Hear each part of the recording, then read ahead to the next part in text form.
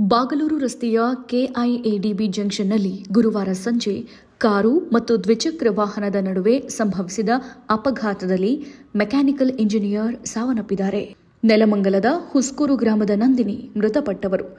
ಬಾಗಲೂರು ಬಳಿಯ ಹೂವಿನಾಯಕನಹಳ್ಳಿಯಲ್ಲಿನ ಎನಿಮೇಕ್ aerospace and manufacturing ಕಂಪನಿಯಲ್ಲಿ ಕೆಲಸ ಮಾಡ್ತಾ ಇದ್ದ ಅವರು ಬಾಗಲೂರಿನ ಪೇಯಿಂಗ್ ಗೆಸ್ಟ್ನಲ್ಲಿ ವಾಸವಾಗಿದ್ರು ಅಂತ ಪೊಲೀಸರು ತಿಳಿಸಿದ್ದಾರೆ.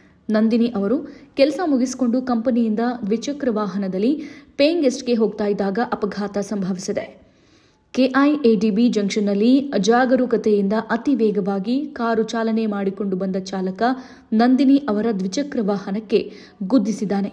ಈ ವೇಳೆ ಕೆಳಗೆ ಬಿದ್ದು ತೀವ್ರವಾಗಿ ಗಾಯಗೊಂಡ ನಂದಿನಿ ಅವರನ್ನ ಸ್ಥಳೀಯರು ಆಸ್ಪತ್ರೆಗೆ ದಾಖಲಿಸಿದರು. ಆದರೆ ಚಿಕಿತ್ಸೆಗೆ ಸ್ಪಂದಿಸದ ಅವರು ಸ್ವಲ್ಪ ಸಮಯದಲ್ಲೇ ಮೃತಪಟ್ಟರು ಅಂತ ಪೊಲೀಸರು ತಿಳಿಸಿದ್ದಾರೆ. ಇನ್ನಷ್ಟು ಹೆಚ್ಚಿನ ಮಾಹಿತಿಗಾಗಿ ಫಾಲೋ ಮಾಡಿ ಬ್ರಿಗೇಡ್ ನ್ಯೂಸ್ ಕನ್ನಡ.